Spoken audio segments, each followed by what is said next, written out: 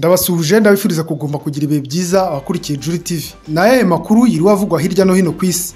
Ambasaderi w'umuryango w'ubumwe bw'u Burayi mu Rwanda yashimangiye inzira y'ibiganiro nk'igisubizo ku bibazo by'umutekano muke muri Repubulika ya Demokarasi ya Kongo. Naho HCR iravugwaho umugambi wo gushaka guhatira impunzi z'abarundi gutaha. Muri Mozambique ho ibyihebe byongeye kugaba ibitero simusiga muri Masimo. Muri Repubulika ya Demokarasi ya Kongo, AFC M23 yasabye abahunze intambara kugaruka ibizeza amahoro. Uburusiya bwo buravuga ko buzihimura ku Bwongereza nibuterwa hakoresheje intwaro zabwo. Ngizi ingingo zigize amakuru mwategura kandi mugiye kugezwaho nanjye Alexis Ntawigenera mbahaye ikaze. Nkuko twabigarutseho, ambasaderi w'umuryango w'ubumwe bw'u Burayi mu Rwanda Beren Carvo Ayara yashimangiye ko inzira y'ibiganiro ku bibazo by'umutekano muke byugarije Repubulika ya Demokarasi ya Kongo ariyo yaba igisubizo. Ibi yabigarutseho ubwo Burayi bwizihizaga umunsi wa European Day, bibuka ko havutse igitekerezo cyo gushinga uwo muryango. Uwo munsi wahariwe Burayi wabereye mu rugo rwa ambasaderi wa EU mu Rwanda, witabiriwe n'abahagarariye ibihugu byabo, abagize societe civile, abikorera n'abandi. Europe Day yizihijwe mu gihe hazirikanwa isabukuru y'imyaka 74 y'amasezerano yitiriwe Robert Chukuma wabaye minisitiri w'ububanyi n'amahanga w'Ubufaransa, akaba ari nawe yatangije umuryango w'ubumwe bw'ibihugu by'u Burayi. Ambasaderi Uyara yavuze ko Europe Day ari urubuga rwo kwishimira ubufatanye bw'u Burayi no gushyira hamwe bishingiye ku masezerano ya Chukuma yaragamije guhuza imbaraga n'icyerekezo cyo kubaka amahoro n'umutekano ku mugabane no hanze yawo kuva mu 1950. Ubwo yagezaga ijambo kubitabiriye uwo mugoroba, yagaragaje ko ubufatanye uwo muryango ufitanye n'u Rwanda bwatanze umusaruro ukomeye mu ngeri zitandukanye zirimo n'umutekano, kandi bazakomeza gukorana. Yakomeje kubirebana n'umutekano mu karere, yemeza ko inzira y'ibiganiro yashyira iherezo ku ntambara yo muri Repubulika ya Demokarasi ya Kongo. Yagize ati: twese duhangayikishijwe n'ibikomeje kubera muri Repubulika ya Demokarasi ya Kongo. Nta gisubizo cya gisirikare tubona, ahubwo igisubizo cya politike gishobora gutanga umusaruro. Yagaragaje ibera mu burasirazuba bwa Repubulika ya Demokarasi ya Kongo ko hadakeneye gutsinda intambara, ahubwo hakenewe amahoro, bityo inzira y'ibiganiro yatanga umusaruro. Yakomeje agira ati: twemera ko inzira ya gisirikare atari izakemura ikibazo, ahubwo inzira ya politike ishobora gukemura ikibazo. Hari inzira ya politiki iri gukorwaho mu gushakisha imizi y'ikibazo. Intego ni ugushaka amahoro aho gutsinda intambara. Yakomeje agira ati: kubw'ibyo turashishikariza impande zombi, u Rwanda na Repubulika ya Demokarasi ya Kongo, kugaruka ku meza y'ibiganiro by'amasezerano ya Ndanda, kandi tugafata inzira nk'umuyoboro ukwiye gukomeza kugeza ku musaruro mwiza. Ibibazo by'umutekano muke muri Repubulika ya Demokarasi ya Kongo bishingiye ku ntambara umutwe wa M23 wongeye kubura nyuma yo kubona ko leta yirengagije amasezerano bagiranye ukaburwanira uburenganzira bwa bene gihugu. Nubwo bimeze bityo rero, Repubulika ya Demokarasi ya Kongo ishinja u Rwanda kuwutera inkunga. U Rwanda rwo rukabyamaganira kure, ahubwo rugashinja icyo gihugu gukorana n'umutwe wa FDLR ugizwe n'abasize bahekuye u Rwanda muri jenoside yakorewe Abatutsi. Ibyo byatumye hatangizwa ibiganiro bihuza u Rwanda na Repubulika ya Demokarasi ya Kongo mu gushaka igisubizo kirambye cy'iyo ntambara, ariko ntacyo biratanga. Ibiganiro bihuza ibihugu byombi byatangiye mu 2022. Ibiheruka byabereye i Rwanda tariki ya 21 Werurwe uyu mwaka. Byahuje itsinda ry'abaminisitiri bo mu Rwanda nabo muri Repubulika ya Demokarasi ya Kongo, ndetse n'iryo muri Angola cyari umuhuza. Muri iyi nama nk'uko byagaragaye mu byemezo byayo, intumwa za Repubulika ya Demokarasi ya Kongo zasezeranije z'u Rwanda na Angola ko zizasenya umutwe w'iterabwoba wa FDLR, nyamara byaheze mu magambo gusa. Tukiri mu Rwanda kandi, HCR iravugwaho umugambi wo gushaka guhatira impunzi z'abarundi gutaha. Ishami ry'umuryango w'abibumbye ryita ku mpunzi riravugwaho gukora impinduka muri gahunda yo gutanga gaze yo gutekesha mu mpunzi ziri mu nkambi ya Mahama mu Rwanda. Iyi nkunga yaciwemo kabiri, impunzi zirataka kugerageza gushaka kuzicyura ku gahato. Kuwa mbere rero, mu nkambi ya Mahama mu burasirazuba bw'u Rwanda wari umunsi wo gutanga gaze, ariko abarenga 1/2 cy'abagombaga kuhabwa gaze batashye ubusa. Bwa mbere mu mpunzi zari mu cyiciro cya mbere cy'abatishoboye kurusha abandi, icupa rya gaze ry'ibiro 6 rigomba kumara ibyumweru 2 rigomba gukoreshwa mu byumweru 3. Bityo rero ni ukugabanuka kwa 20% ukurikije imibare ya HCR, nk'uko abakozi ba HCR babisobanura. Ku mpunzi ziri mu cyiciro cya kabiri cy'imibereho y'abatishoboye byoroheje, icupa rigomba kumara ibyumweru 2 rigomba gukoresha ukwezi. Impunzi bisobanura iragira iti: ibi bivuze ko mu kwezi tuzahabwa gaze rimwe, mu gihe mbere twayihabwaga 2 mu kwezi. Naho mu mpunzi zo mu cyiciro cya gatatu cy'imibereho batari abatishoboye muri rusange, ni abantu bakora mu mishinga itandukanye mu nkambi, bo ntibazongera kugira gaze bahabwa. Ibi byongeraho mu gutinda cyane bikunze kugaragara mu gutanga gaze zo gutekesha. Impunzi y'umurundi yavuganye na SOS Media Burundi yagize iti: mfite umuryango w'abantu 8, bityo gaze nari mfite mu kwezi kwashize yararangiye imbere y'amata. None nagiye kuri kontwari bambwira ko ngomba gutegereza iminsi 13. Ni icupa rya gaze gaze ry'ibiro 6 rimara ukwezi kumwe, bikaba bidashoboka rwose. Izi mpunzi ziremeza ko usibye gaze n'ingano y'amazi itangwa igenzurwa cyane kuri robine rusange. Yakomeje agira ati ubusanzwe umuntu agomba kuvoma litiro 18 z'amazi ku munsi, kandi akiyongera bitewe n'ubunini bw'umuryango. Rero batangaje ko bagiye kugabanya ingano kandi hanasuzumwe gahunda yo gufungura robine. Izi mpunzi zose zatumye ibiciro byiyongera ku isoko, aho igiciro cy'ibicuruzwa bimwe nk'amakara, umuceri n'ibijumba byikubye 2 cyangwa 3, bigatuma ubuzima bugora cyane. Ibi byose rero nibyo byatumye impunzi zitangira gukeka ko hari gahunda ihishe. Batangiye bagira bati ntabwo bikiri ibanga, barashaka kuduhatira gutaha, wenda kubera ubuzima bugenda burushaho gukomera. Ubu ni ubundi buryo bwiyoberanije bwo kuducyura ku gahato. Turabibona ntibakidushaka, ariko babikora mu bwenge. Basabye ko ikibazo cyarangira kandi bakitabwaho neza mu gihe gitegereje ko ibintu bisubira mu buryo iwabo, cyane cyane abarundi kugira ngo batahe ubushake. Inkambi ya Mahamba yakiriye impunzi zirenga 63,000, harimo abarundi barenga 40,000, abandi basigaye ni abanyekongo. I Nyagatare, umugabo ukekwaho gusambanya umuramu w'imyaka 14 yavuze icyabimuteye. Umugabo wari utuye mu karere ka Nyagatare umurenge wa Karangazi yafashwe n'inzego z'ibanze nyuma yo gufatirwa mu cyuho arimo gusambanya umuramu we w'imyaka 14. Amakuru atangwa n'abaturage avuga ko umugabo amaze gufatwa yajyanywe ku kagari, agezeyo atangira kwigira nk'umurwayi wo mu mutwe ku buryo yashatse no kwiyambura imyenda, ariko bibi by'ubusa bamushikiriza urwego rw'igihugu rw'ubugenzacyaha RIB. Bivugwa ko uwo mugabo akimara gufatwa yavuze ko yasambanyije muri umuna w'umugore we kubera ko we n'umugore we batumvikanaga ku ngingo yo gutera akabariro. Umugore we avuga ko aya makuru yayamenye ari mu murima yahingagamo.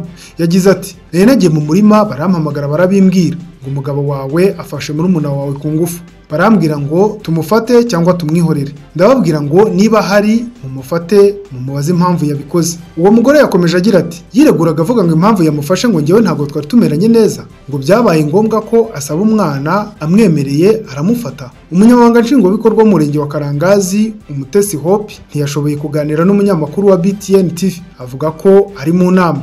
Yagize ati ndi mu nama y'intara. Akarere ka Nyagatare kari mu turere dukunze kugira umubare munini w'abana basambanywa, ndetse bamwe muri bo bagaterwa inda zitateguwe. Amakuru yacu reka tuyakomeze kuyavugwa hanze y'u Rwanda, aho duhereye muri Mozambique. Ibyihebe byongeye kugaba ibitero simusiga muri Masimawo. Kuva ku mugoroba wo kuri wa gatanu, ingabo za Mozambique ziri kurwana n'inyeshyamba z'abayisilamu zagabye igitero gikomeye ku mujyi wa Masimawo uherereye mu majyaruguru, nk'uko Perezida Filipe Nyusi yabitangarije kuri televiziyo. Uyu mujyi uri muri Cabo Delgado, intara y'amajyaruguru ikungahaye kuri gaze, aho abarwanyi bafitanye isano na leta ya Kisilamu batangiye kwigomeka mu 2017. Nubwo habaye ibikorwa byo kugarura umutekano, ibitero byagiye byiyongera kuva muri Mutarama uyu mwaka. Mu masaha ya saa 4 ku isangenga amasaha, yagize ati Masimawo yagabweho igitero kuva muri iki gitondo, kurasana biracyakomeza. Akomeza avuga ko inyeshyamba zabanje gusubira inyuma y'iminota 45 y'imirwano, ariko nyuma zirisuganya ziragaruka. Igitero cyo kuri wa gatanu cyasaga nk'aho ari cyo gitero gikomeye cy'abarwanyi mu gihe runaka gishize. Ibitangazamakuru byaho byatangaje ko abarwanyi benshi bakigizemo uruhare kandi abaturage benshi bahunze. Ingabo z'akarere k'umuryango w'iterambere ry'ibihugu bya Afurika y'Amajyepfo zoherejwe muri Mozambique mu 2021 zatangiye kuva muri iki gihugu mu kwezi gushize, kuko manda yazo izarangira muri Nyakanga. Izi ngabo ni nazo zari zifite Masimawo mu nshingano zazo. Nyusi yavuze ko ibitero bishobora kuba mu gihe nk'ibi by'inzibacyuho, kandi ko yizeye ko ingabo za SADC zishobora kwinjiramo no gufasha. Ntibiramenyekana niba bakomeje koherezwa muri ako gace cyangwa bagize uruhare mu mirwano. U Rwanda narwo rwohereje ingabo muri Mozambique kugira ngo zifashe kurwanya inyeshyamba. Igitoro kije mu gihe sosiyete y'Ubufaransa Total Energy iteganya kongera gutangira umushinga wa miliyoni 20 z'amadolari wo gucukura no gutunganya gaze muri Cabo Delgado wari warahagaze mu 2021 kubera inyeshyamba. Uwo mushinga uri kilometero 200 mu majyaruguru ya Masimawo, umujyi wagabweho ibitero. Exxon Mobil ifatanyije n'umufatanyabikorwa Eni nabo barimo gutegura umushinga wo gucukura gaze mu majyaruguru ya Mozambique, ndetse bavuze ko mu cyumweru gishize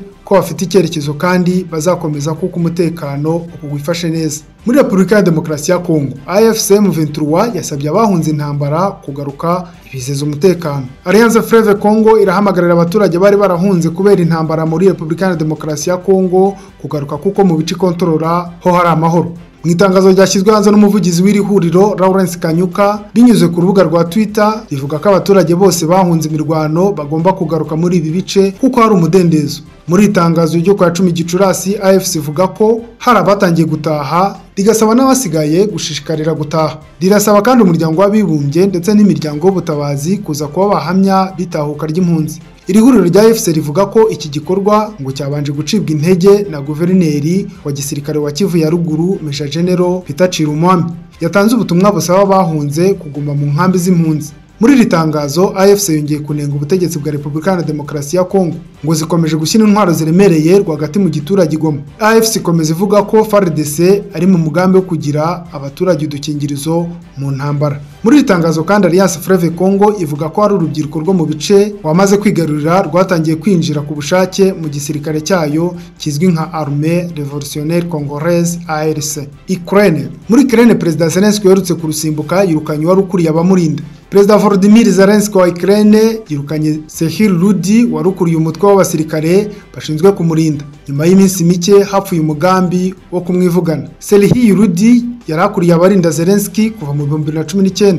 Kuri wa gatanu nibwo perezida wa Ukraine yasohoye iteka rimwirukana. Uyu mugabo yirukanwe nyuma y'iminsi 2 ibiro bishinzwe umutekano muri Ukraine bitangaje ko bifunze abasirikare babiri bo ku rwego rwa koloneli bashinjwa kujya mu mugambi wo kwivugana perezida Volodymyr Zelensky. Abasirikare bombi bo mu mutwe ushinzwe kurinda Zelensky kuri ubu bakurikiranwe icyaha cy'ubugambanyi nyuma yo gutumwa n'ibiro bishinzwe umutekano mu Burusiya nk'uko Kiev ibivuga. Nk'uko dukomeje kuri Kiev, reka dukomeze tubabwira ko Uburusiya buvuga ko buzihimura ku Bwongereza nibuterwa hakoresheje intwaro zabwo. Mu ntangiriro z'iki cyumweru Minisiteri y'Ububanyi n'Amahanga y'Uburusiya ngo yabwiye ambasaderi w'Ubwongereza ko Moscow izihorera ku nyungu z'Ubwongereza muri Ukraine n'ahandi. Kiev niramuka ikoresheje ibisasu yahawe n'Ubwongereza mu kurasa ku butaka bw'Uburusiya. Ambasaderi Nigel Kase yari yahamagajwe na minisiteri nyuma y'ikiganiro umunyamabanga w'Ububanyi n'Amahanga w'Ubwongereza David Cameron yagiranye na Reuters mu cyumweru gishize, aho yavuze ko Ukraine ifite uburenganzira bwo gukoresha misile ziraswa mu ntera ndende zoherejwe n'Ubwongereza mu kugaba ibitero imbere mu Burusiya.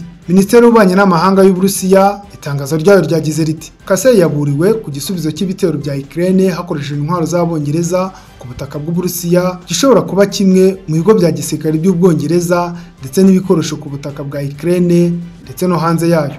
Amerika n'abafatanyabikorwa bayo basobanuye ko guha Kiev intwaro zirasa mu ntera ndende bavuga ko zishobora gukoreshwa gusa mu ntara Ukraine ivuga ko ari izayo nka Crimea, Repubulika ya Rubanda ya Donetsk na Lugansk n'uturere twa Kherson na Zaporozhye. Nk'uko Minisiteri y'Ububanyi n'Amahanga y'Uburusiya ibivuga, amagambo Cameron yavuze ku rundi ruhande ni ukwemera ko igihugu cye kiri mu makimbirane ya Ukraine n'Uburusiya. Ibihugu by'uburengerazuba byohereje inkunga ya gisirikare ingana na miliyoni 200 z'amadolari muri Ukraine. Byashimangiye ko ibyo bitatuma bifatwa nk'ibiri mu makimbirane mu buryo buziguye n'ubwo Uburusiya bwakomeje kubyikoma. Minisiteri yongeyeho ko Uburusiya bwumva amagambo ya Cameroon nk'ibimenyetso byerekana kwiyongera ukabije no kwemeza ko Londres igenda yongera uruhare rwayo mu bikorwa bya gisirikare ku ruhande rwa Kiev. Kase yasabwe gutekereza ku ngaruka byanze bikunze zaterwa n'iyo ntambwe yatawe na Londres no guhita yamagana mu buryo bukomeye kandi budashidikanywaho amagambo y'ubushotoranyi y'umuyobozi w'Ububanyi n'Amahanga. Uwo munsi Minisiteri y'Ingabo y'Uburusiya yatangaje imyitozo yo kugerageza kohereza intwaro za kirimbuzi. Igisirikare cyavuze ko Perezida Vladimir Putin yategetse imyitozo nyuma y'amagambo y'ubushotoranyi n'iterabwoba byakozwe n'abayobozi b'Iburengerazuba. Ambasaderi w'Ubufaransa Pierre Levy nawe yahamagajwe muri iyi Minisiteri y'Ububanyi n'Amahanga. Moscow ntiratangaza amakuru arambuye y'icyo yahamagariwe. Inshuti bakunzi ba Juri TV, ni naha dusoreje amakuru twabateguriye, tubashimira kwa mwari mwayakurikiye, turobarekera kuguma gukurikira ibiganiro biri kuri urubuga. Mugira amahoro.